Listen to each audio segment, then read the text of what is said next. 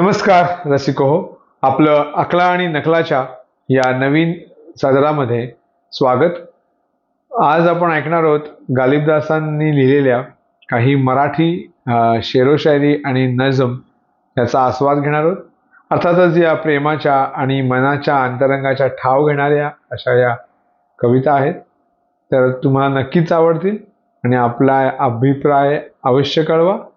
चला तर मग सुरू करूया. मराठी शेरोशायरी गालिबदास, अकला आणि नकला.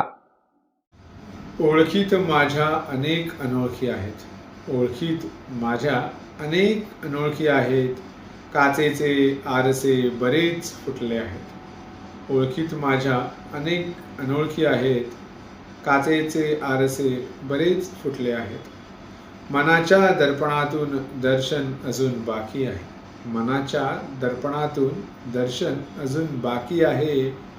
असे आरसे मिळणारे दुकान गवसणे अजून बाकी आहे, असे आरसे मिळणारे दुकान गवसणे अजून बाकी आहे. ओघळलेली मेणबत्ती आणि पाघळलेला पतंग, ओघळलेली मेणबत्ती आणि पाघळलेला पतंग, ज्योतीला नाही देणे सांडलेल्या मेणाशी, ज्योतीला त्या मेणबत्तीच्या ज्योतीला नाही देणे सांडलेल्या मेणाशी, आणि नाही घेणे पतंगाच्या जीवाशी, ज्योतीला नाही देणे सांडलेल्या मेणाशी, आणि नाही घेणे पतंगाच्या जीवाशी. ओघळलेली मेणबत्ती आणि पाघळलेला पतंग.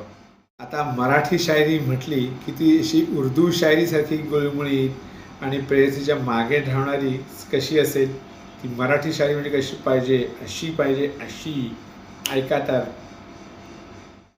आम्ही पेटविले वारे फुलले जणू निखारे, आम्ही पेटविले वारे फुलले जणू निखारे, आम्ही मारिले पुतळ्यांना, आम्ही मारिले पुतळ्यांना, राखीव परस्त्या पारवे.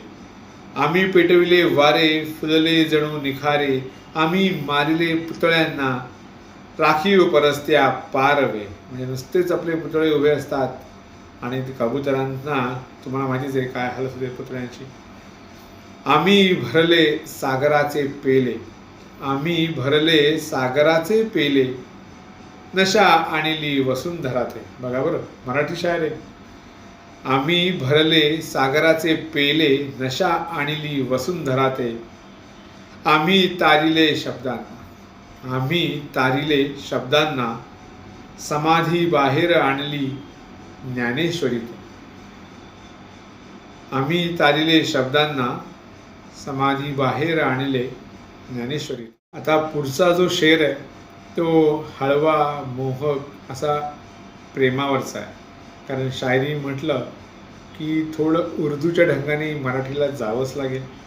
किती मनावर दगड ठेवून मराठी स्वाभिमान वगैरे बाजूला ठेवून ऐका कशी वाटते, कसा वाटतो हा पुढचा शेर. आपलं नातं आहे अळवावच्या थेंबासारखं, दिसतं किती छान मोहक बघताना, पण वाऱ्याच्या एका झुळकेनिशी निसटणार. आपलं नातं आहे अळवावच्या थेंबासारखं, दिसतं किती छान मोहक बघताना, पण वाऱ्याच्या एका झुळकेनिशी निसटणार. अळवाच्या पानांनी थेंबाला घेतलंय अलगद तोलून, अळवाच्या पानांनी थेंबाला घेतलंय अलगद तोलून, आणि थेंबही विसावलाय वरच्यावर स्वतःला लपेटून. अळवाच्या पानांनी थेंबाला घेतलंय अलगद तोलून, आणि थेंबही विसावलाय वरच्यावर स्वतःला लपेटून. दोघही आहेत एकमेकाला धरून, दोघही आहेत एकमेकाला धरून, पण तरीही किती अलग अलग. दोघही आहेत एकमेकाला घट्ट धरून, पण तरीही किती अलग अलग. आपलं नातं आहे अळवावरच्या थेंबासारखं.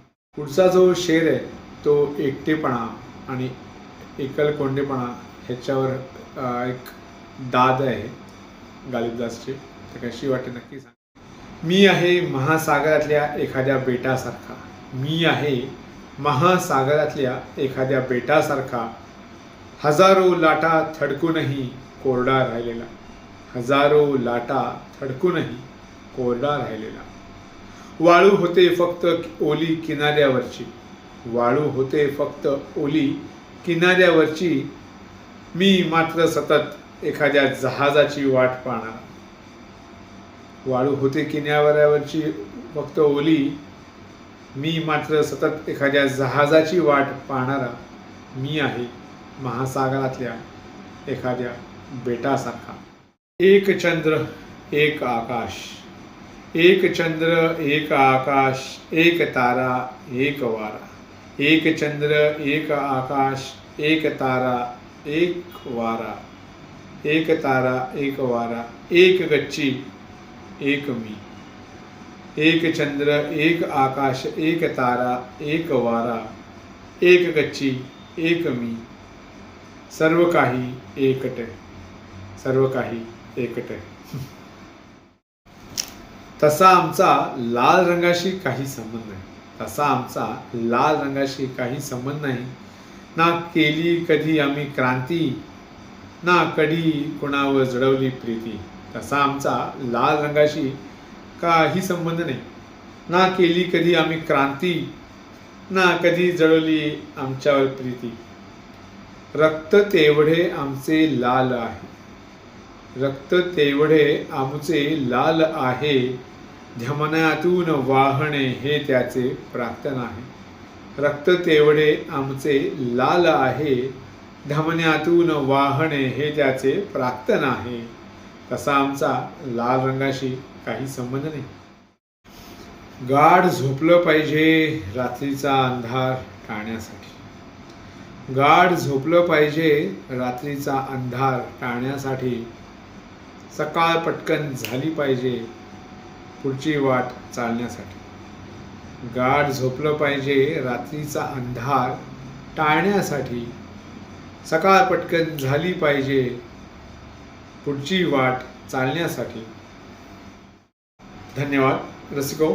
आपल्याला हा आमचा आजचा एपिसोड, हा भाग मराठी शेरोशायरी कसा वाटला हे आपल्या अभिप्रायातून नक्की कळवा. आणि जर आपल्याला आवडलं असेल तर नक्कीच इतरांना शेअर करा, लाईक करा आणि अकला आणि नकला या चॅनलला जरूर सबस्क्राईब करा. आणि आपल्या इतर मित्रांना, नातेवाईकांना किंवा ओळखीच्यांना पाठवा आणि जास्तीत जास्त या चॅनलला प्रेम द्या. धन्यवाद. पुन्हा भेटू.